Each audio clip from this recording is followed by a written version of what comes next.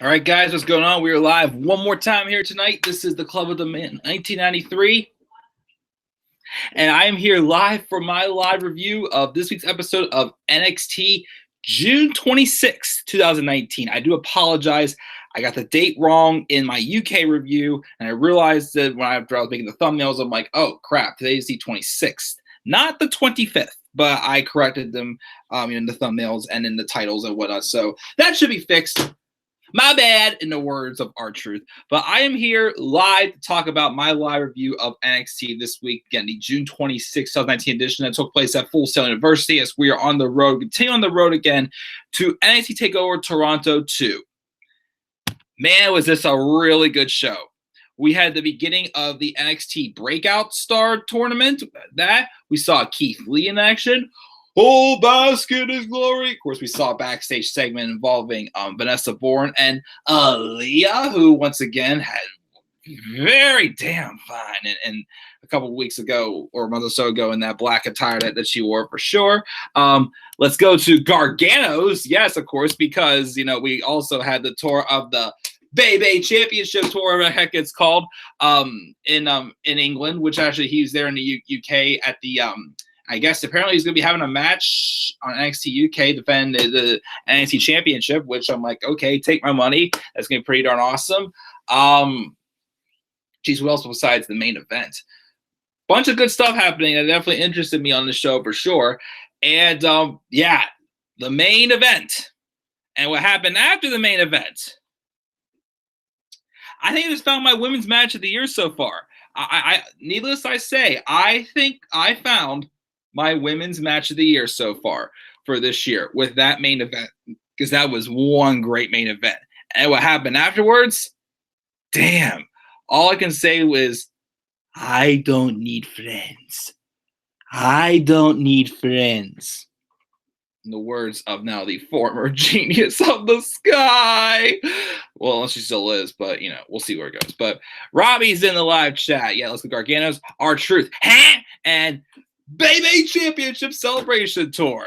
Let's go. Can I join the board? I'll go to Gargano's, but thank you for joining me live, Robbie. Let's get rolling here. So we kicking things off with the Breakout Star Tournament. We got vignettes for each superstar, which I like, and gives it feel kind of like the Cruiserweight Classic or the Mae Young Classics so far. Just to get to know these guys for sure. We have Angel Garza taking on Joaquin Wild, if I pronounced his name correctly. Thought they definitely put on a good match. Of course, we get inset promos with Wild talking about he had a health scare in 2017 and almost died, and how it inspired him to make the most of his W opportunity. And Angel Garza is actually Humberto Carrillo's cousin, who kissed the NXT grandma's hand on his way to the ring. Plays up his good looks and his experience. So okay. I thought this was a very good match between these two, definitely showing a lot of promise again with these new guys always making some first impressions. We had Garza working in some taunts and offers a hand, which he uses to land a cheap shot. Wilder got the first near fall in a close exchange, but he also hit a tilt-a-whirl and he rips off his pants to reveal trunks. Garza would then flip Wilder into a face breaker, but lackadaisically covers. Joaquin then kicks out of another cocky looking pin off a kick drop. That's a straight jacket, but Wild reverses. So Flurry ends with some of his EDT variants, but eventually he gets caught with kicks, and then he would fight off a superplex, but then a nice looking Spanish fly. Again, I love that Spanish fly move. It's just beautiful when it comes out of there. But Wild saw kicked out of that and almost rolls up a stunned Garza, but that motivates Garza to hit his finish, which is a butterfly stunner, basically. So Angel Garza wins the first match of the NXT Breakout Star Tournament, which, again, I definitely like for something different. And, again, the winner of this tournament gets a championship opportunity of their choice. I'll know that's going to happen at TakeOver Toronto 2, or they'll have the finals for this Breakout Star Tournament at TakeOver Toronto 2. But good match, definitely to start off the show, and I definitely think this NXT Breakout Tournament is definitely something fresh, and it'll be enjoyable. We had a hype video of Kushida talking in Japanese about he's excited to find out who his next opponent will be.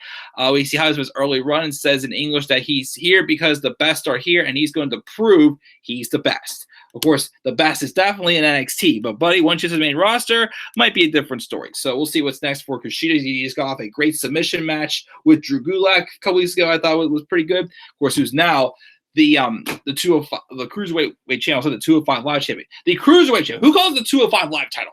Vince probably does. Who knows?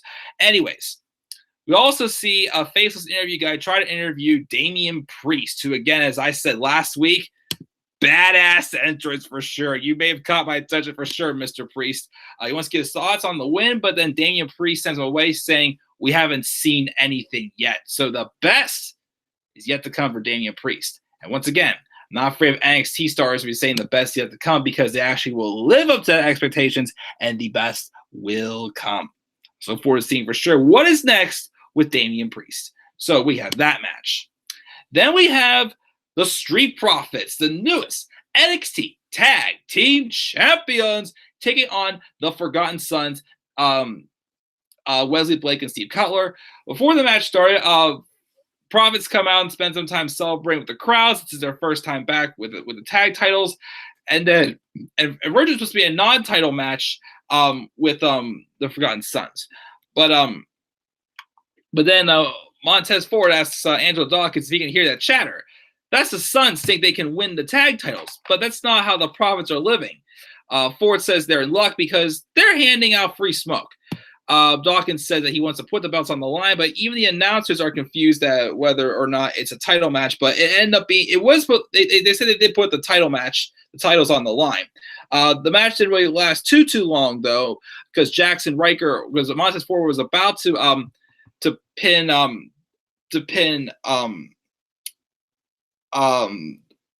Cutler, I believe it was, after hitting a frog splash, but then Riker pulls him out and attacks him, causing disqualification.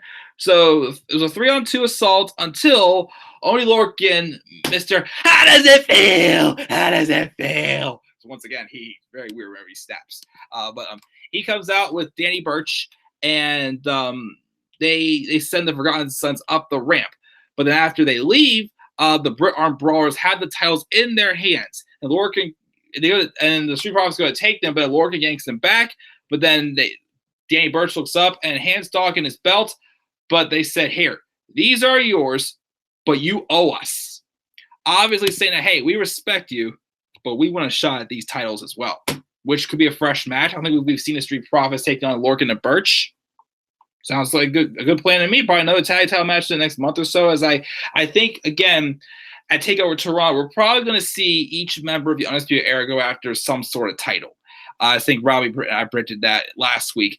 But so I definitely think we're probably going to get this match like an episode of NXT in the upcoming weeks or something like that. So Street Profits versus Lorcan and Burch, go for it. How does it feel? You took away my dream. Sorry, again, it's kind of mocked the way he was whining. But anyways, we had that.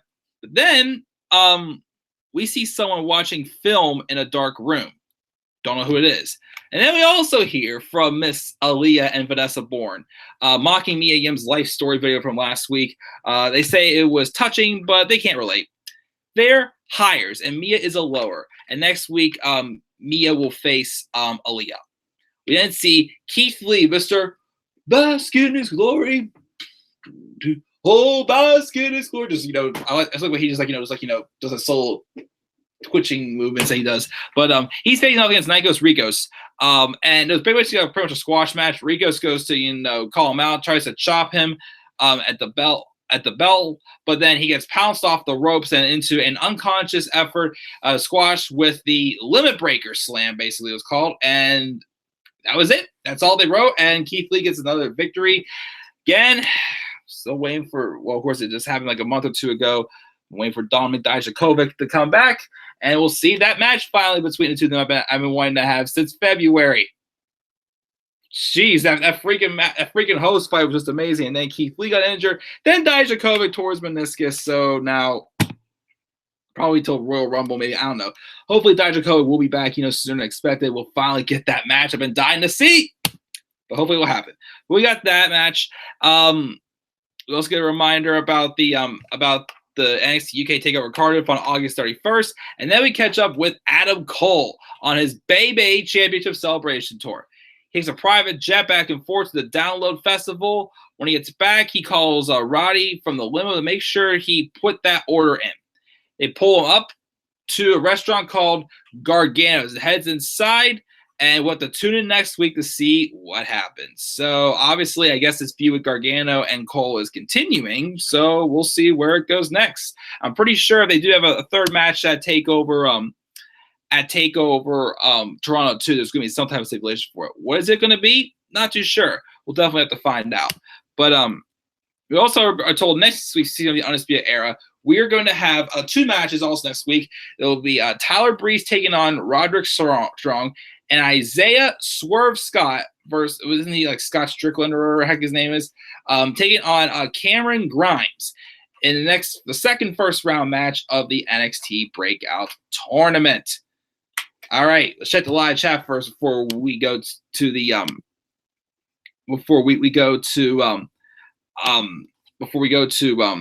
this main event before I talk about that.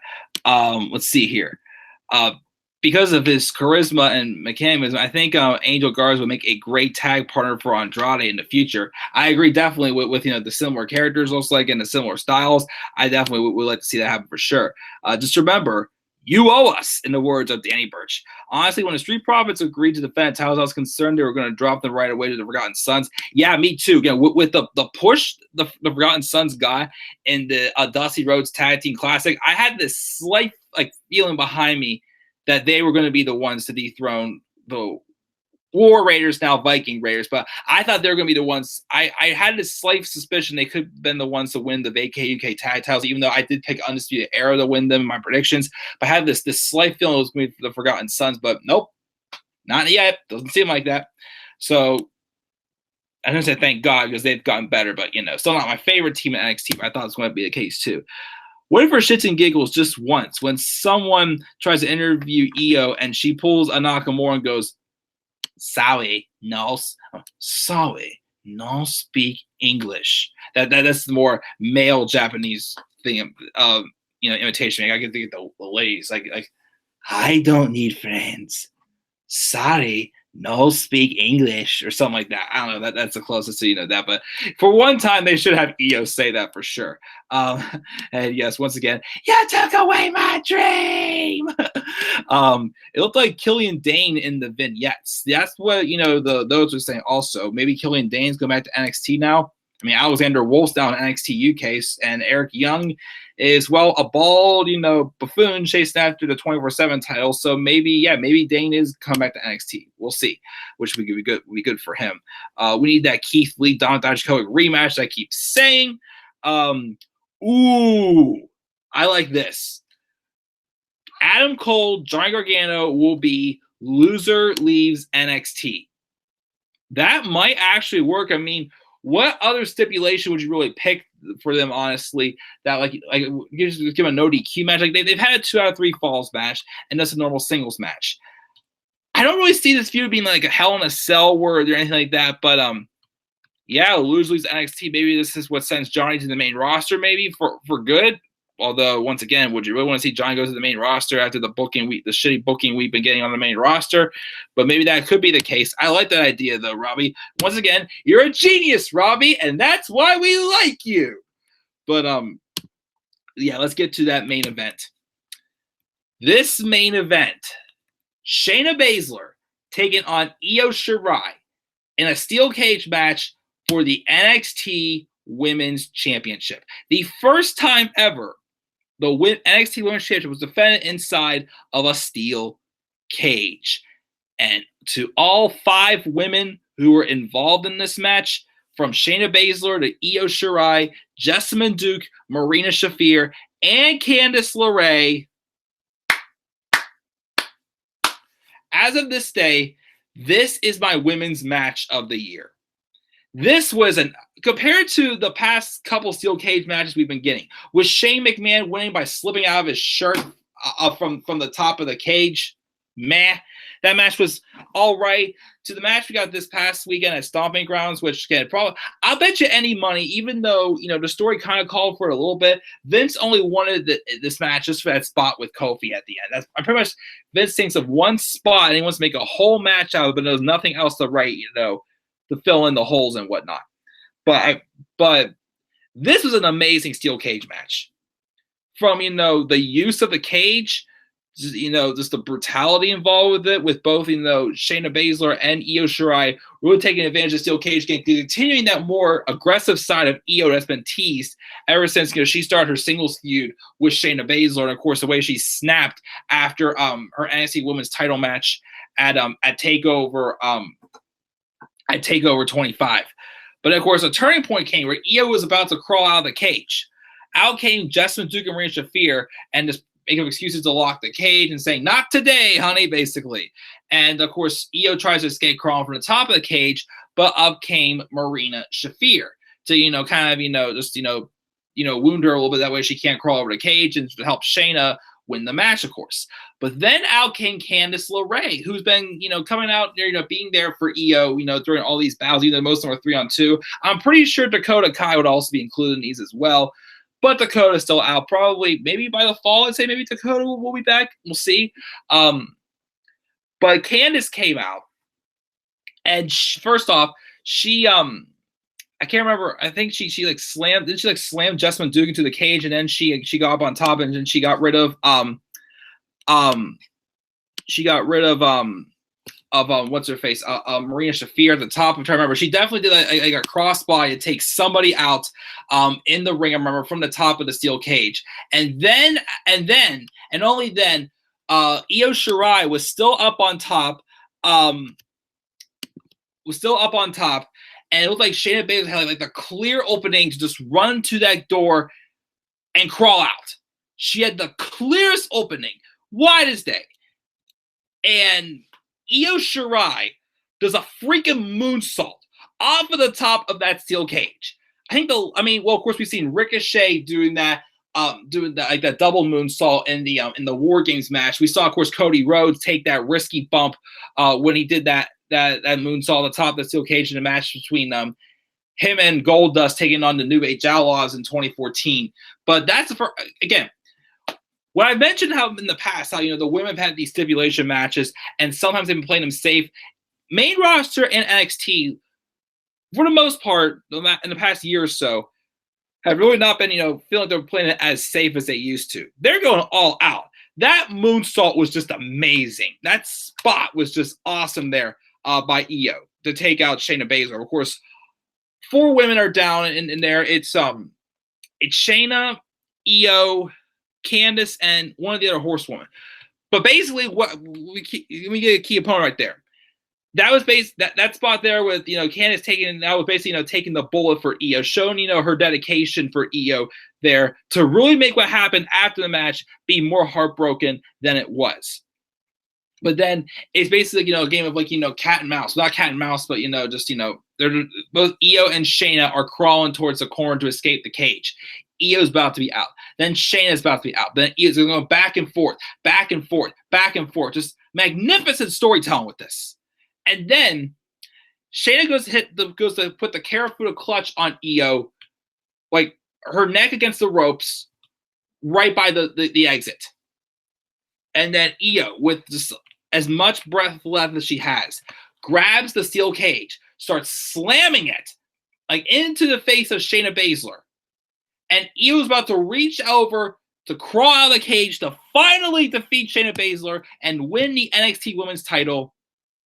Shayna Baszler, from the impact of the steel cage door being slammed into her face, falls right over top of Io, over top of her, and she hits the floor first before Io can get out of the cage. Shayna Baszler retains the NXT Women's Championship. That so close moment there for Io Shirai, who's obviously pleading for the referee, basically to not let that count, pleading with her. But of course, Shayna and the Horsewoman start to celebrate.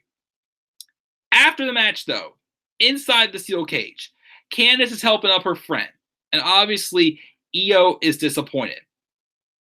But then, just like that, bam! Io snaps and hits a cheap shot into the face of Candice LeRae and knocks her down. And she starts to just assaulting her with the kicks and punches. All of a sudden, for a second, you see like that slow calm come over. She's like, oh no, why did I do that? And she's like, I feel terrible for doing this now. What did I do? She goes to leave the cage, thinking maybe she just had a spell and snapped.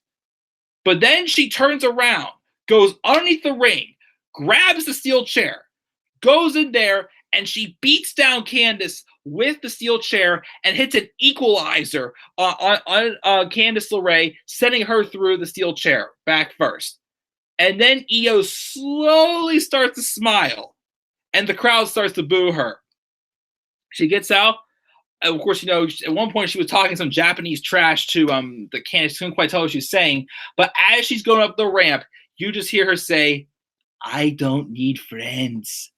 I don't need friends. And then she starts yelling at the crowd and, Japanese trash. Basically also saying to them, like, I don't care if you hate me and whatnot and such like that. So cute little Io Shirai has turned heel, which I guess I thought they may have been teasing that whenever she started showing a more aggressive side with her feud with Shayna, but I wasn't sure they were going to go through with it. But I'll leave my thoughts a little bit more for the Turner, which I'll record right after this bit. But just an amazing main event. My women's match of the year again. This steel cage match, Shayna Baszler, Io Shirai, just a phenomenal match. Loved it. Thought the heel turn was excellent afterwards as well with Io Shirai. But that, guys, is going to be it. I gave it an A. Solid A this week for NXT. Live chat, let's see here. Let me see here. If not, losers NXT, maybe I quit, because an I quit match also. John Gargano style. Why, Io? Why? Yeah, why, Io? What do you think of Dana Brooke's recent gimmick where she's encouraging the crowd to flex with her? I have not really, seen, because I hear she's doing them like in between the commercial breaks and whatnot. I'm not checking out those promos, but once again, she's not just telling people to flex with her, cutting robotic promos like, I will be in the Money in the Bank ladder match. I will stand up to Ronda Rousey. I will become Raw Women's Champion. Once again, it literally sounds like a freaking robot. But yeah, don't care as well at all. I'm sorry. I know it was revealed recently by that one writer who just basically cut loose and just trashed WWE's creative system by saying that how Dana Brooke shows up and works hard. But I'm sorry, I'm not seeing it on TV. The heel turn Io pulled off tonight is what I really wanted to see from Asuka on the main roster, losing one too many times because of shitty booking. Exactly. That's the other thing what I like about this too. Besides, of course, Nakamura, who's gotten shitty booking, with, of course, the exception now, of course, I'm very interested to see what he's going to do with Finn Balor. We really haven't had an experience of like a heel, women's Japanese superstar in either NXT or WWE. So I definitely like this for something different to see, what they will bring out with Io Shirai as well as a heel. Of course, I'll talk about that, of course, again in a little bit. And of course, because I'm wearing purple today, honor my, my high school's colors. Sammy, good to see you again, buddy. Because Robbie mentioned in the live chat. But yeah, guys, that's me for my NXT review. Again, I'm going to quickly record my turn up. Then I'm going to head downstairs and chill with my sister. But yeah, Robbie has me doing a live chat. And once again, please always get a hashtag. Please sign Robbie trending on Twitter, as Robbie is definitely well-deserved the right for NXT and AEW, not the WWE, because, of course, they would just ruin his ideas or take his ideas and make it their own. Goes, I'm a genius. I'm a genius. So once again, guys, check out his fantasy booking. If you like what what you see, because I like what I see and hear on his channel, please make sure you get hashtag. Please sign Robbie trending on Twitter. And yeah, guys, I'll give it NXT an A. And with that, I'll record the turn alert. First one I've done in a while. I think this is episode number 106. I think the last time I did was for the freaking B team. But yeah, I'll record that. Expect that tonight. And then just again, I'll probably still be able to do my top 10 special tomorrow. But again, just be patient. The next week and a half is going to be crazy with my sister in town visiting. We're going to be doing a lot of stuff while she's here. But guys, once again, what are your thoughts on NXT this week? Your thoughts on the comment section below. There's always a slap a like on my videos. Start with my channel. Follow me on Twitter at TheManAirborne93, and I will also make sure you check out my Extreme Rules card predictions as well. Off to a good start with the views so far. Let's get that to 1,000 views. Haven't had a pay-per-view match card have 1,000 views in quite a while, at least. Get that there. Also, make sure to check out my WrestleMania Experience documentary. WrestleMania Experience documentary found in the description box down below. And with that, guys, I will see you all later. Have a great rest of your night, and peace out, everybody. See you soon.